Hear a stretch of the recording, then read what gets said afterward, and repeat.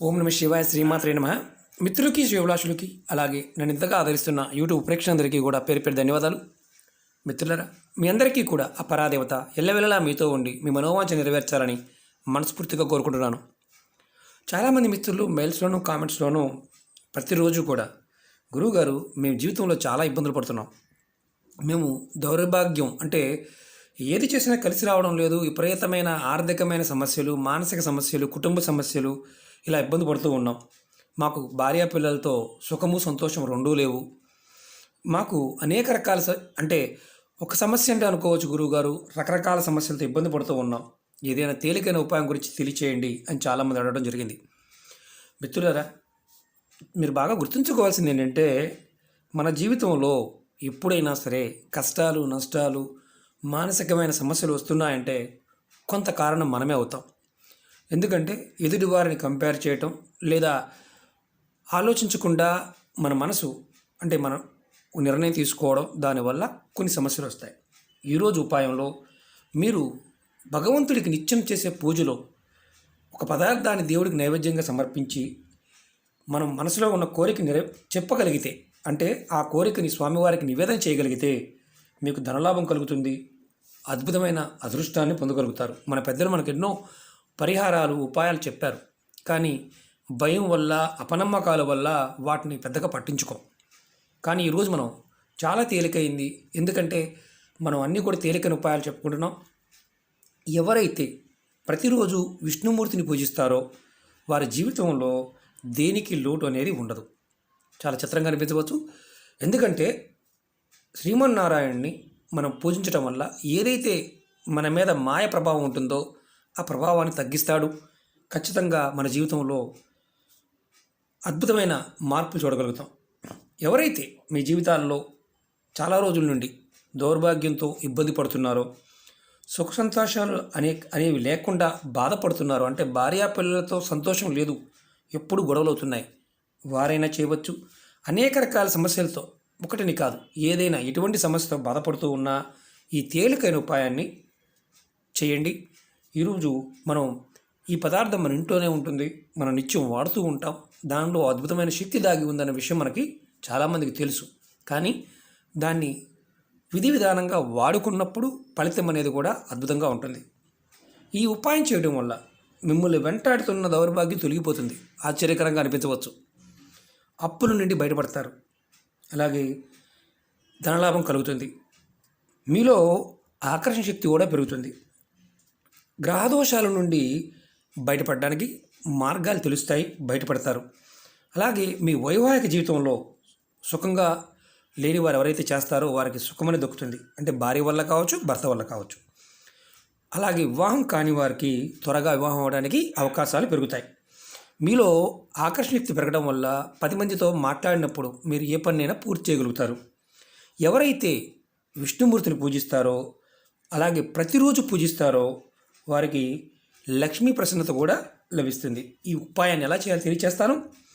అలాగే మీకు ఈ వీడియో నచ్చినట్లు లైక్ చేయండి, నా ఛానల్ సబ్స్క్రైబ్ చేసుకోండి, పక్కనే ఉన్న గంట సింబల్ని యాక్టివేట్ చేసుకోండి, 10 మంది మిత్రులకి షేర్ చేయండి. అలాగే అనేక రకాల సమస్యల మీద వీడియోలు చేయడం జరిగింది, మీరు నా వీడియోస్లోకి వెళ్ళండి, వీడియోని పూర్తిగా చూడ ప్రయత్నం చేయండి. మీకు మీ మనసులో ఉన్న డౌట్ ఏదైతే ఉంటుందో, అనుమానం ఏదైతే ఉంటుందో ప్రతిదానికి కూడా సమాధానం ఉంటుంది.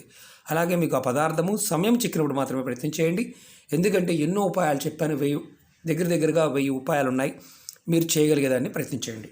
ఈ ఉపాయాన్ని ఏ రోజు నుండి అయినా చేయవచ్చు. ఉదయం స్నానాది కార్యక్రమాలు ముగించుకొని ఆ తర్వాత మీ పూజా గదిలో మీ శ్రీమన్నారాయణుడు అంటే విష్ణుమూర్తి స్వరూపంగా ఉన్న వెంకటేశ్వర స్వామి కావచ్చు, రాముడు, కృష్ణుడు, అలాగే మనకి లక్ష్మీనరసింహస్వామి, అలాగే విష్ణు స్వరూపంగా ఉన్న ఏ పటం ముందైనా సరే, ఏ విగ్రహం ముందైనా సరే మీరు చక్కగా దీపారాధన చేయండి.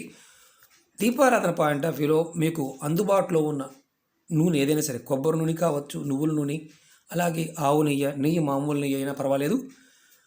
అలాగే మీకు గుర్తుంచుకోవాల్సింది ఏంటంటే దీపారాధన చేస్తున్నప్పుడు ఖచ్చితంగా దీపపు కుందకి గంధంతో బొట్టు పెట్టండి, మనసు తలుచుకోండి. మీరు అది ఇంతకుముందు చెప్పాను, వెంకటేశ్వర స్వామి అయినా పర్వాలేదు, రాముడైనా పర్వాలేదు, కృష్ణుడైనా పర్వాలేదు, లక్ష్మీనరసింహస్వామి అయినా పర్వాలేదు, విష్ణు స్వరూపంగా ఉన్న ఏ పటం ముందైనా సరే మీరు ఇది చేయవచ్చు.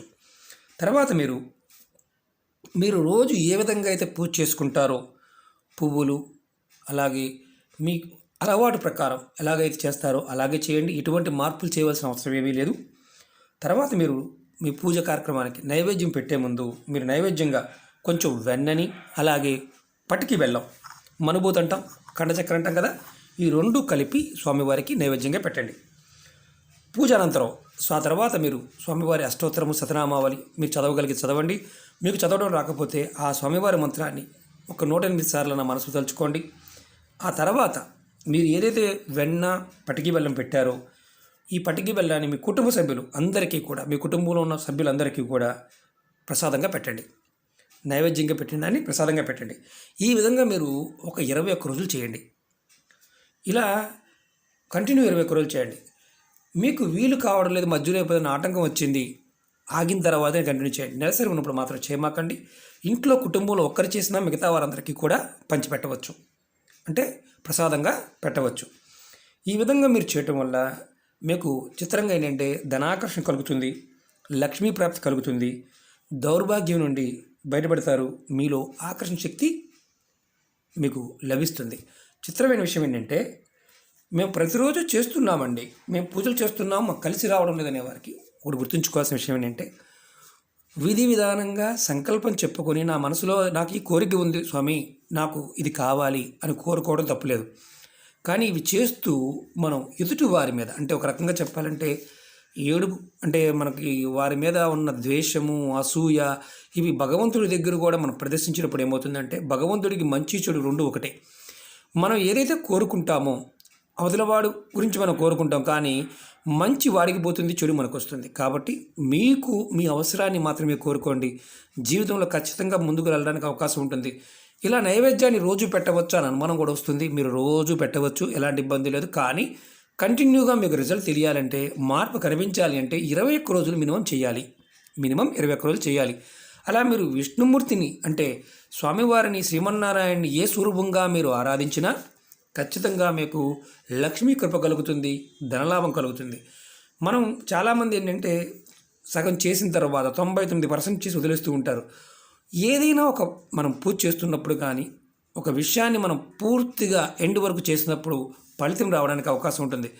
గురువుగారు మరి మధ్యలోనే మా కోరిక తీరిపోయింది ఆపేయవచ్చు అని అడిగేవారు ఉంటారు. అంటే దాని అర్థం ఏంటంటే మేము ఏమీ చేయము, ఇలాంటివన్నీ మేము ఏదో సరదాగా మీతో మాట్లాడుతున్నాం టైంలో కూడా కొంతమంది చెప్తూ ఉంటారు. నేను ఒకటే చెప్తున్నాను, నమ్మి విశ్వాసంగా ప్రయత్నం చేయండి.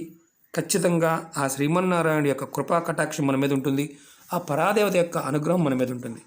మిత్రులారా, మన పెద్దలు మనకి ఆహార పదార్థం, నిత్య జీవితంలో మనం వాడే పదార్థం ఎలా వాడుకుంటే అద్భుతమైన ఫలితాలు కలుగుతాయో చెప్పారు. చాలామంది భయపడిపోతూ ఉంటారు. రాబోయే వీడియోలో మీకు రాహుకేతులు బాగుంటే ఎన్నో వీడియోలు చేశాను. కొంతమంది ఇంకా అనుమానాలు ఉన్నాయి, వాటి విషయంలో కూడా మీకు నేను ఒక వీడియోలో తెలియచేస్తాను. ఓకే మిత్రులారా, ఓం నమః శివాయ, శ్రీమాత్రే నమః. మీకు ఈ వీడియో నచ్చినట్లయితే లైక్ చేయండి, నా ఛానల్ సబ్స్క్రైబ్ చేసుకోండి, పక్కనే ఉన్న గంట సింబల్ని యాక్టివేట్ చేసుకోండి, 10 మంది మిత్రులకి షేర్ చేయండి. ఓం నమః శివాయ, శ్రీమాత్రే నమః.